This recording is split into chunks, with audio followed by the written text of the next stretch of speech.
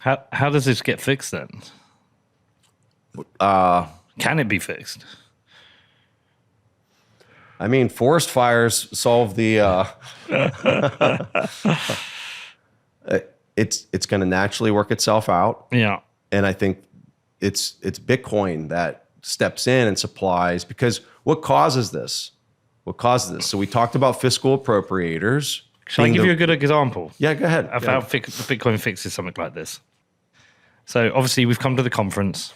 We've brought 6 boxes of merchandise to sell. And there's kind of 3 or 4 ways people could pay us. They could give us cash, which is kind of annoying because we're in the UK and we'd have to, but we accept it. They could pay us with Bitcoin, obviously. They can pay us with on their card, or they could use something like PayPal. There's the 4 main kind of choices. So we've come over and bought a Square app, Square device as a reader. And we've got here, and we've registered it, and it says 7 days till this account is approved. And I was like, so it means we couldn't use a card reader at the event. And I was thinking to myself, why does this take 7 days? And I was thinking, I don't think it's because of Square. I think it's because of all the regulatory things they have to go through to check whether we're legitimate, all those kind of things, right? Yeah. That stops us. But it doesn't stop us doing business. And actually, I think for Emma, one of the amazing things is like she's not totally in the Bitcoin space, right? She's works with us on the team, but she isn't there day to day. And I'll tell you a funny story about that in a second. But the easiest thing is for people to pay us in Bitcoin. But not only is it the easiest, it's actually now the fastest thing. So we can come here and immediately accept money, get paid. We have the Bitcoin. It's not even an IOU, because it's a bare instrument. And the payments over the Lightning Network are so quick. Did we have any failed payments? I don't think so. How many Bitcoin payments did we do? The majority, weren't they? Yeah. Wow. And it's just like, so it actually is the point. It's like, even though price volatility is not helpful to us, we want to know when we get a pound note, it's a pound note, right? Yeah. Actually, when everyone's turning up, it's like, we want to get paid in Bitcoin just because it's the easiest. And that's not me being a Bitcoiner who just wants to get Bitcoin because it's cool. It's actually, this is the easiest. We have the Bitcoin. When we go back to the UK, we haven't got to do the currency conversions. We haven't got to carry cash over. We haven't got to wait to get, because you don't actually also get paid for 24 hours with the card. It just naturally was the best thing. Bitcoin has solved friction in the system that was created through either poor companies or regulation. But let me just tell you the funny part of this. So Emma's not even in Bitcoin. When we first started accepting Bitcoin at the club, she actually figured the thing out on OpenNode and taught me how to do it. But so that is just one example where Bitcoin fixed a problem, a business problem, whereby if we hadn't had Bitcoin, I don't know what we would have done. Yeah. Well, what I'm describing as far as like, how does it resolve itself? If we would go back to like the forest, right? Yeah. How would you reverse the trend of the forest doing it? You have to stop manipulating. You have to stop manipulating it, right? That's what Bitcoin does. It forces free and open cost of capital, and that's how we've got to this point. Is if the central banks step in and they backstop and too big to fail, go back to 2008, all the banks that were bailed out. You're not allowing a free and open market to happen. You're not allowing a free and open cost of capital to happen. And if you're manipulating the cost of capital, you're manipulating the price of literally everything. So without a free and open market, you cannot expect supply chains to optimize themselves in the most efficient manner possible if you don't have a free and open cost of capital. It's really that simple. And so Bitcoin steps in. It does that in a very decentralized way. It doesn't do it in an immediate way because it takes time for the market to realize what it's actually supplying. And the price volatility scares people away because all their expenses are denominated in the fiat currency. And so that adjudication is going to take time, but it is going to supply the natural response. Like I've said this to people in maybe other interviews or whatever, but like, if you went to like a pond and you poured some like toxic sludge in there, you'll find that because there's no other manipulation or intervention in that pond, the pond's gonna naturally try to heal itself by this orange goop that kind of like grows around it, and it tries to handle it and it'll naturally try to solve the problem of that intervention and that alien material that's not part of the natural environment. And so what Bitcoin is it's that manifestation of it's trying to naturally step in and heal all of this mutilation that's kind of happening from manipulation. So interestingly for us on the Bitcoin side of things, it's probably around 10 to 20%. I wouldn't know the exact number of our total transactions on the football club are things paid for in Bitcoin. Mm-hmm. Because it's 10 to 20% and our margins are higher than that, we can just use Bitcoin now without even worrying about price volatility. We couldn't if it was 100%. Yeah. If it was 100%, we would naturally always have to sell at least 80% to cover our costs and not worry about price volatility. But we can do that now. And everything we get in Bitcoin, we just leave that in a separate wallet in a float that just sits there.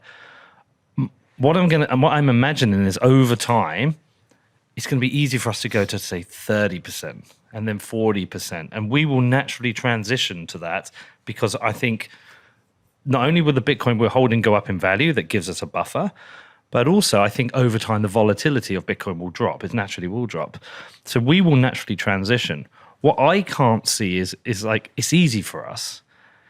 Where is the first massive market that does something like this? Will there be, I don't know, will there be people settling oil in Bitcoin?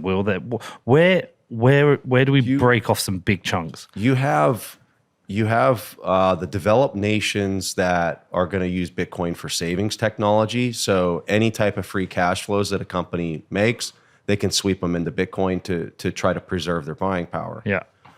They will preserve their buying power if they hold it long enough, in my opinion. And that's how I've been functioning with my business for a very long time. I think in the developing nations, you have a different situation because they're unbanked and because they have these just rot currencies. They're going to start using it as a transactional layer, especially because now, like you were describing, Lightning is just built out and it's phenomenal. So they're going to use it in that way because they're getting a store of value that's way better than their existing currency. Plus, they can use it as a transactional layer. And I also think that the energy piece to this, I think that you're going to find that you're going to have investors that are going to start looking at cheap energy in some of these developing nation states, and they're going to say, holy, like I can go out here and get energy for 2 cents per kilowatt hour. Like I can mine out there and stay in the green even with a difficulty adjustment because I'm getting the electricity so cheap. And they're going to go out and they're going to make these investments into these areas. They're going to stand up these mining facilities. They're now going to have energy that was untapped, was not being utilized at all. But because there's an economic incentive to make investment there that shows that you're in the green from the beginning. And Lynn talked a little bit about this at the conference yesterday, which I thought was a brilliant comment of hers. So now you get this energy hub that's now being stood up in these emerging economies. And then you're getting other things that are going to manifest themselves because they now have access to energy itself through the miners that are being stood up in those locations. And they're using it as a transactional layer. And I think that's where you really get this grassroots from the bottom up type movement inside of Bitcoin. And you're kind of approaching it from both directions. The developing world is using it purely as a savings technology because they have so much debt that's denominated in fiat, and that's going to take time to transition. And then on the emerging economies areas, it's going to be a lot of these really unique, just amazing ways that they're tapping into it and figuring out a way to use it. I mean, I find the whole thing fascinating, and I was really blown away by not having, like, because when I used to use, like a couple of years ago when I was using Lightning Network, anything over $50, maybe 1 in 3 would fail, 1 in 4 would fail. Like I say, we didn't have a single Lightning payment. That's fail. Amazing. Yeah. And some of the payments were over $200, $300. Yeah. And to me, that's amazing. And like I say, it's another one where I'm like, this just makes our life easier. Yeah. When we're abroad and we've got a merch stand, I just want everyone to pay in Bitcoin because every part of that makes our life easier. Yeah. And so, yeah. All right. So anyway, sorry, back to the macro stuff.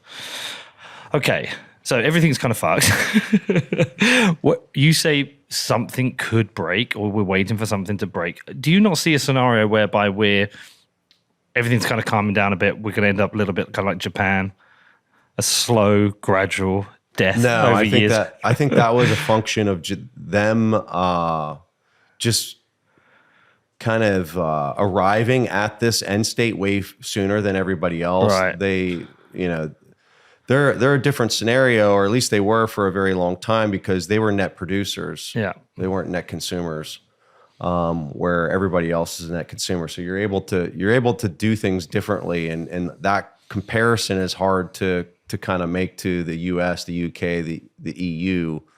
But let me pull on that for just a second. And I know I've talked about this a lot on my show, but I think this is a really, really important talking point for people to understand is when I look at the world, and if I had to kind of simply explain the chaos that's ensuing right now, I would describe it as simply as this.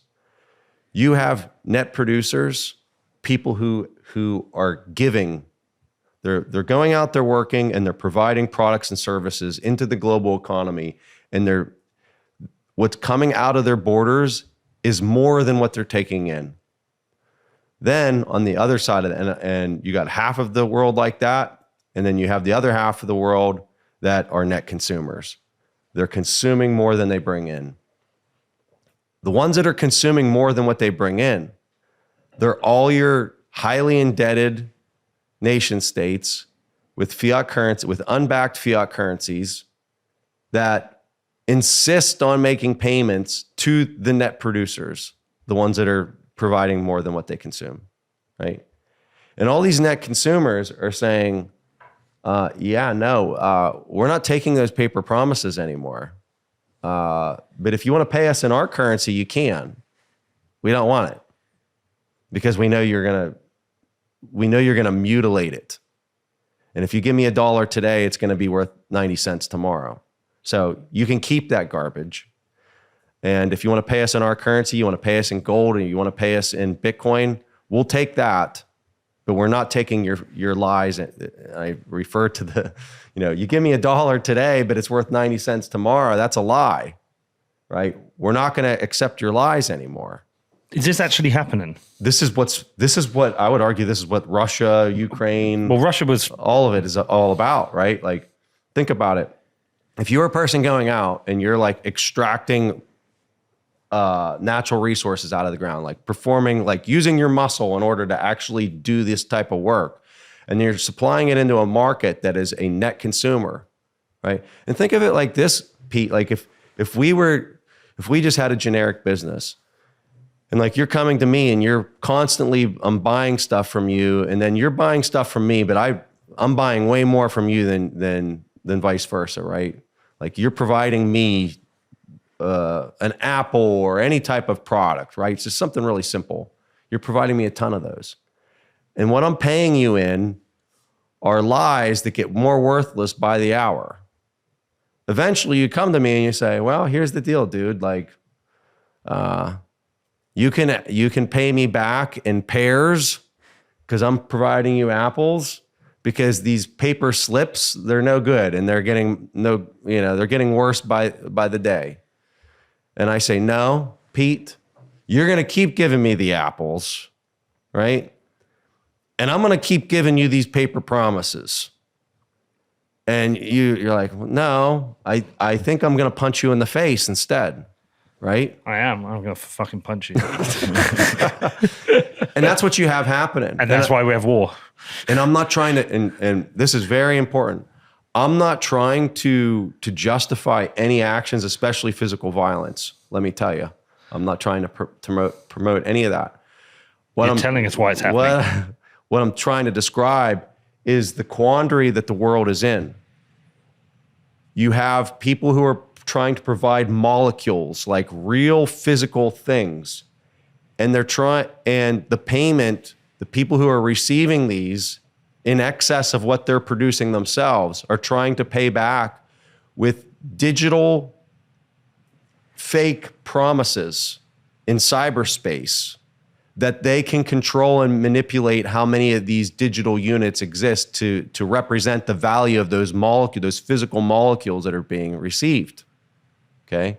That's what the whole thing is about in the world right now. But this is a good thing if people start saying, I'm not going to be paid in that. I want to be paid in our currency or Bitcoin. Like, isn't that going to create better money?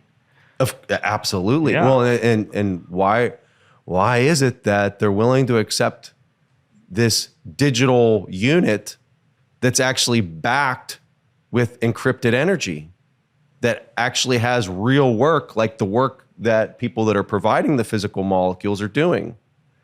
People have to take a step back and ask yourself, like, why are they willing to accept Bitcoin or their local currency, or gold is the only thing that they'll accept?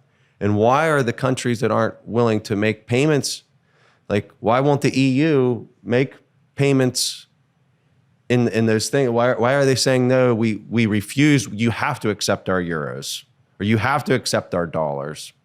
Why are they so insistent on it? It's because they fully intend on paying them with worthless paper. So you just believe that we're going to have this transition now to Bitcoin, and it's, we're really talking like years and decades. But as more people just realize it's a better currency, like I have, so I'm doing it, you're doing it to some extent. Like there's this gradual kind of scope creep of Bitcoin's role in all of this. Yeah, it's bringing to the forefront this idea that if people want to make payment with a digital unit, how do you tether that digital unit to physical reality? Because right now it's not tethered to physical reality. Like the dollar, the euro, the yen, it's not. They hold all the keys. They can go in and they can Sam Bankman-Fried the number of units. They can add as many as they want. They can claw back the units. How do you do that? Well, it's Bitcoin, right? We are going to tether digital units to physical reality through a mining encryption so that it's secure, so that nobody can step in and do it. And it resolves this massive issue that's taking place in the world. And one final thing that really kind of pulls into this is environmental, right? Why do you think all the banks and central banks are going out and saying, we don't just need to be doing monetary policy. We now need to be good stewards of the environment. Why are they saying that? Because when you have a system where the digital units can be just made up and expanded at crazy levels, right? What you do is you set up an ecosystem of overconsumption. Because if you're constantly being debased out of your money, you're incentivized to go out and consume as much as possible. Absolutely. You have to, right? So it literally all fits together when you look at it through this framework, because you can see that this whole system incentivizes overconsumption. You can't expect the free and open market, which in my opinion doesn't exist today, to properly arrange itself in an efficient and optimized manner for correct resource consumption, efficient resource consumption, when the cost of capital is totally manipulated. But with this, it starts solving those problems naturally, just like the forest is healing itself. All right, so I'm obviously with you on this the whole way, and I believe you and agree with you. But what I wonder is like, how do we communicate this to more people? Because Saylor was saying the same. It's like he doesn't understand why people aren't seeing what we're seeing. Like, how do we communicate this? Or is it one of those things we just cannot force? This is just going to naturally happen. We're going to have these cycles and these waves of adoption, and each time we're going to shoot up a bit more. We're going to have a 10x increase in people, and then we're going to come back down. Is this just in the design? I wonder if society could handle it happening faster. Possibly not, because or think how much capital destruction there would be. Yeah. So like, is as much as I want everybody to understand Bitcoin because I think it's salvation in a world that's really hurting, right?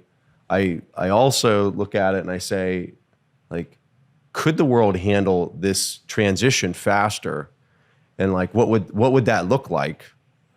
You know, a lot of people were talking about like the central banks raising rates and being too aggressive, and it's just going to obliterate and bankrupt so many businesses, and it's going to have these cascading destruction of supply chains and things like that.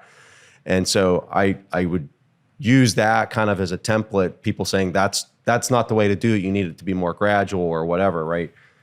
I don't know what the right answer is, but I guess that's what I would ask back is like, well, if we do educate and we do aggressively figure out a way that we could just pull a matrix and download this knowledge into everybody's brain, would that be the most optimal outcome? I don't know. Maybe it would be, maybe it wouldn't be. I don't know.